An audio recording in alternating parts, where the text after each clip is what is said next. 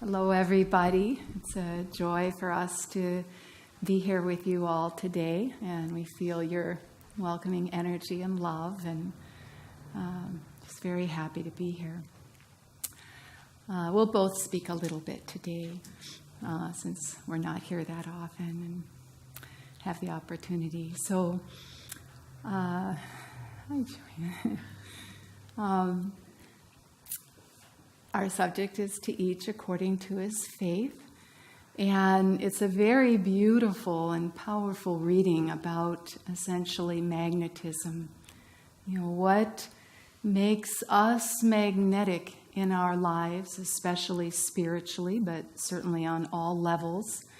What gives us that attractive power to draw, and the magnetic nature of the divine that pulls us, you know, this relationship of offering ourselves and receiving, and the magnetism that brings these two seemingly separate expressions to one. And this reading it's a very beautiful one. Cling thou to me, Krishna says. And I'm sure you caught the drift of it in the reading, in the passage, but Krishna doesn't give us a way out. There's no way out. After all, God created everything. We are a part of that creation. We can't really step outside of it, even though sometimes we'd probably like to. There is no way out. And so Krishna says, cling thou to me. And this is very important because, you know, when you think of cling, you sort of think of, I do, hanging on by your fingernails for dear life. But it's equally as important when everything is going fine, everything is going well, lest we think that we have arrived. Krishna is saying, cling thou to me. Even in those positive moments of seeming ease, you know, lest we think we've got it, lest we think, okay, I'm on the path, I have Kriya Yoga, I have a guru, it's all set. And on one level it is, and in a very real way. But on another level, again, Krishna's saying, cling thou to me. So it has to be a very dynamic energy, dynamic love that with which we are embracing life and the spiritual path. The first part of it, he says, in your heart and mind, the fullness of your heart and mind, cling thou to me. And it came to mind the episode in Sister Gyana Mata's life. Yogananda spoke of her as his foremost woman disciple. And health, you know, she wasn't of good health, and toward the end of her life it wasn't as easy to do the things that she wanted to do, that she was asked to do. And one day the phone rang, and one of the other nuns picked it up, and it was Yogananda, and she knew it was. And she called out before the nun could answer anything. She knew that Yogananda was calling for something. He always did. And she just said, say yes and make it snappy.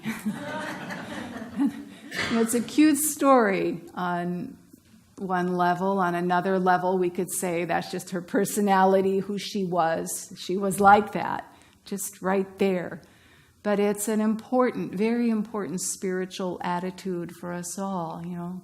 Cling thou to me. Say yes to everything and be ready and alert so that we get that, and rehearsed and practiced so that we can give with sincerity and fullness that response which says yes to life, yes to the spiritual path, yes to meditation, yes to deeper meditation. You know, this is what we've come for. This is where we're going. And that the journey goes up and down is not a big deal. It really isn't. It's not a big deal. We're moving forward, we're going forward, and try to find that place within your heart where we can just keep saying, yes, we know it's what we want to do. We know it's why we've come. We know that we will realize the goal, that we are one with God, that we will merge with that consciousness and reality. And just practice saying yes. And if this is a habit well established within you, practice saying yes more deeply, more fully than you ever have before. Krishna goes on and he says, exercise that steadfast will on the path. Use your will to unite your consciousness with the will of God in everything. And that means we need to be in tune. We need to be listening. What is God's will in our life? We think we're this little insignificant individual. We don't have any big role or, in the scheme of things. But God's will is wanting and trying to express through us, and to try to tune into that. Ananta and I were reading recently the life of St. Catherine of Siena. We've read it many times, and very atypical life for a nun. She lived in the 13th century or something like that. Very involved politically in her time, which was totally unheard of for a woman and a nun. And she engaged with her confessors, with the cardinals, with the Pope. She wrote letters and letters and letters trying to, neutralize the factions, the tension in society, in her environment, in government, in the church. And at this particular time in her life, she was trying to convince the Pope, who was then residing in France, to return to Italy. It was a big deal. And God's will through her, and as she understood his message, was to bring the Pope back to Italy. It's a very interesting dialogue that took place between her and the Pope. He recognized her as a saint, so he got that. Not everyone did. Not everyone saw that in her. Again, it was such a unique life. But he did. And even so, it was a big struggle for him. It was a struggle. He was constantly wobbling because he had the cardinals, most of them on one side, telling him one thing, and Sister Catherine of Siena was telling him something else. And he knew she was right. He knew it was the divine will. At one beautiful moment, she's explaining this yet again to him, why he should move to Rome, return to Rome. And she says, what is it? What is it to be successful in the world? It doesn't matter. It doesn't matter. The material success is nothing. It is nothing. It doesn't mean that we shouldn't do what we have to do to honor that and do it to the best of our ability and do it successfully, if we can. But she was saying to him, material success, do the will of God, whatever it is. That's where you'll find inner success, soul success. Cling to God, cling to the divine will. Try to know what the divine will is in your life. The culture we live in, so much of it is reactionary. Just what comes, give back. No one's asking that question. What does God think? What does Divine Mother want me to do? How does God want me to live my life? What a question.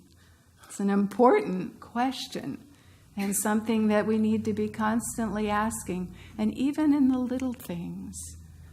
Some things seem sort of insignificant, slight. We've relegated them to habit and routine. But even in the little things, how can God express through me? And so then Krishna says, and if you can't do this either, if you can't cling to me with heart and mind, if you can't, use your will steadfastly to empower and nurture and deepen your spiritual life, if you can't do that, then work for me. And he uses the word toil. Toil. And that has the connotation of just day and night. Hard work, no kidding. And the spiritual path isn't easy. But just keep coming. Just keep coming forward, coming to the moment, the ever new moment. Everything else that is not this moment is done and gone. It's gone. We can't redo it. We can't relive it. We can't get those people, those individuals back. It's right here, right now. And just to try to understand from Divine Mother what she wants us to do. What is our mission on her behalf, if you will. Again, mission is sort of a big word, but we're not talking about building the churches and building the work for the sake of the work and the sake of the church. We're talking about building the inner spiritual life and to keep reminding ourselves what this incarnation is about. We've come here for spiritual growth, and so much has been given to us that we can do that we have the opportunity to do that we have a deep and true teaching and the support of spiritual family to help us, a very unique and blessed incarnation. And then he says, if you can't do that, again, no way out. Can't go out the door, can't go out the skylight. Right here, you're all right here. If you can't do that, then give me your failure. When we get to that point where we're just so absorbed in what we haven't done right, can't do, haven't been able to accomplish, and we view our lives or the project or our meditation as the failure, we don't really have anything else at that point to give. It's the thing. It's the last thing. And if we're saying we failed, whether it's materially or spiritually, Krishna's saying, then give that. Make that the gift. In other words, give everything. Everything. There's nothing left except that which we have to give to God and Divine Mother. So, again, just all that we are, all that we feel, every thought that we have, its success, its reflection of light, its goodness is all in Divine Mother. And that's what Krishna is saying, is cling thou to me in everything. And that's the magnetic quality of our life. And that's the magnetic quality of our relationship with God. And that's the energy that will unite us with God. Well,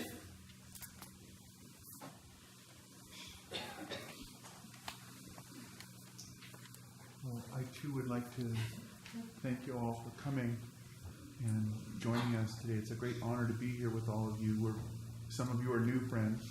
My name is Ananta. This is Maria.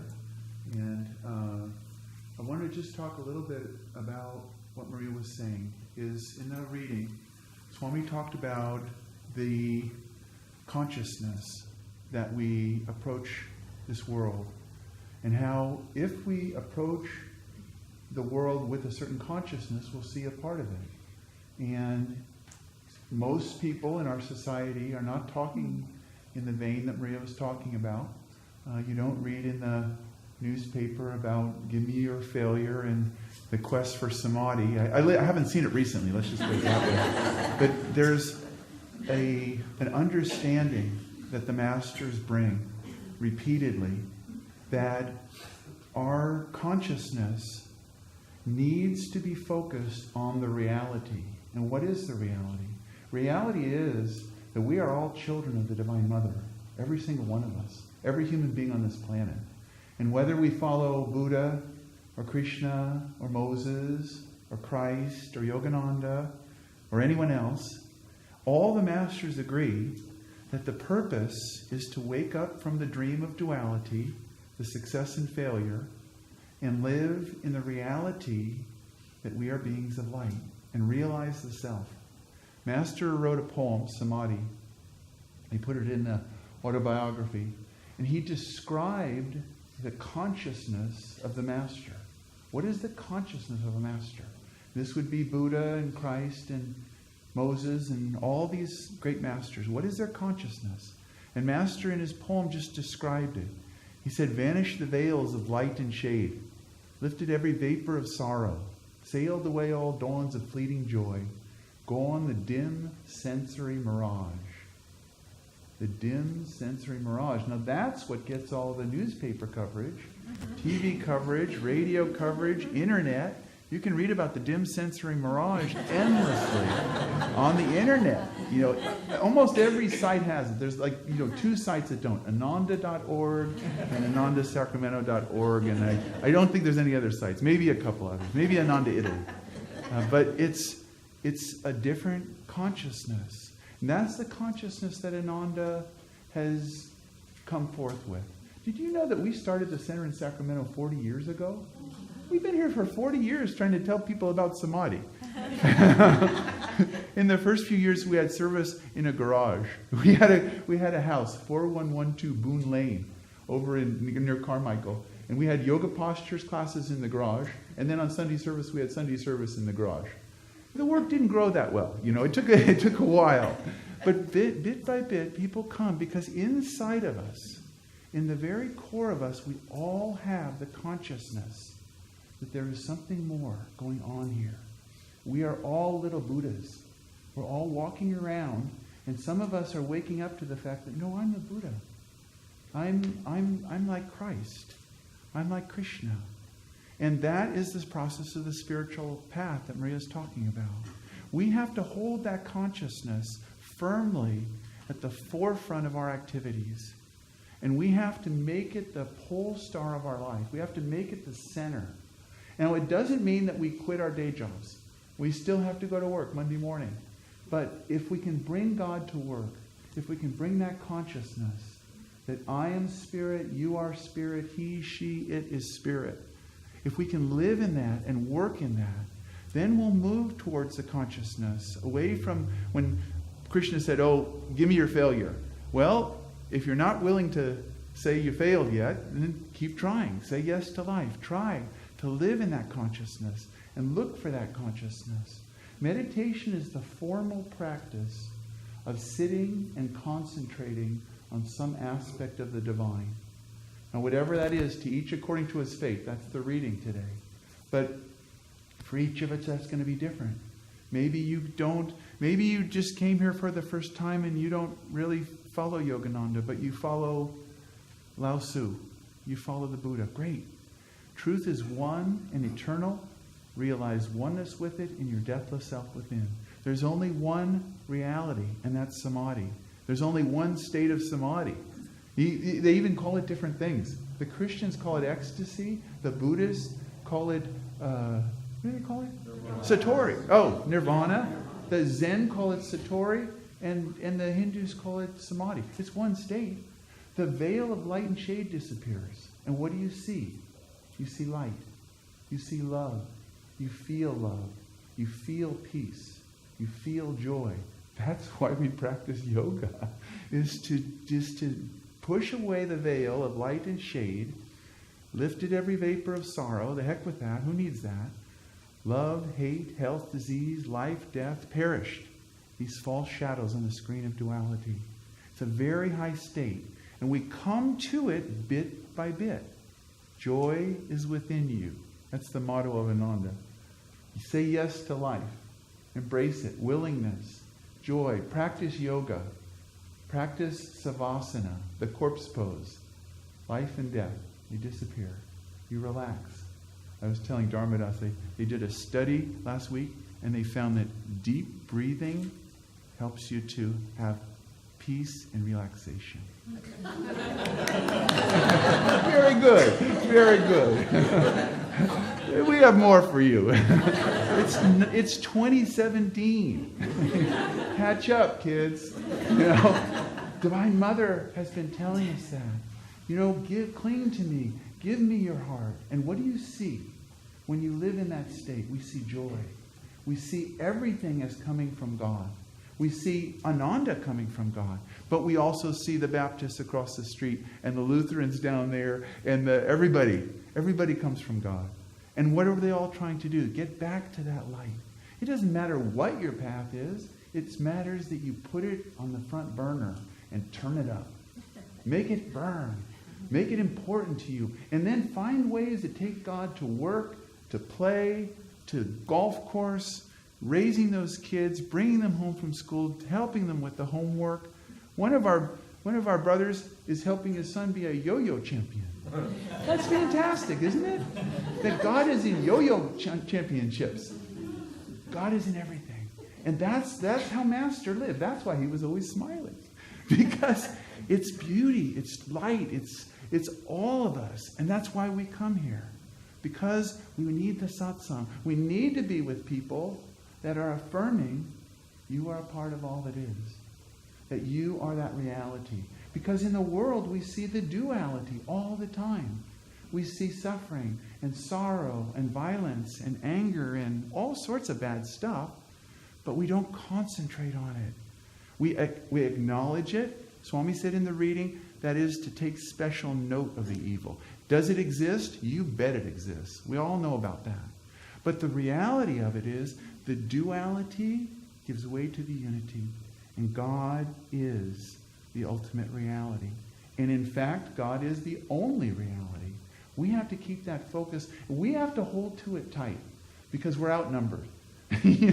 Let's face it. Most people are talking about the duality and they're arguing about the duality and they want you to get involved in the duality and they want to raise their voices and lose their peace and lose the beauty and lose the love. And that's not the way to go. That's not the way that Master lived. That's not what Swami taught us. That's not why we started Ananda. We started Ananda because you can live in the joy of God. Practice it. And just find ways each day. Now we got 2 weeks till Easter. So this is a really good time. We're set. In 2 weeks, he's going to pop that stone out and walk right out of there. Why not go with him? Why not resurrect yourself? Start today and practice. Lengthen your meditation a little bit more. Try to go deep. Try to relax the body. Try to chant a little more. Try to read the Gita. Try to just feel it. And then try to bring God to work. I don't care what you do. There's some way to see it's God serving God. There's the clients. It's the insurance pool. It's the rates. It's talking to the customers. You're a nurse. You're a doctor. You're a garbage man. Someone has to take out the garbage. It's cleanliness. It's great. Take out the garbage. But take it out with joy. And see your customers. See your friends. Bless your enemies. Let them go. Don't hold on to this duality. You versus them. How about you plus them, children of God? Live in joy. Practice peace. In 2 weeks, resurrection. Guaranteed. God bless you.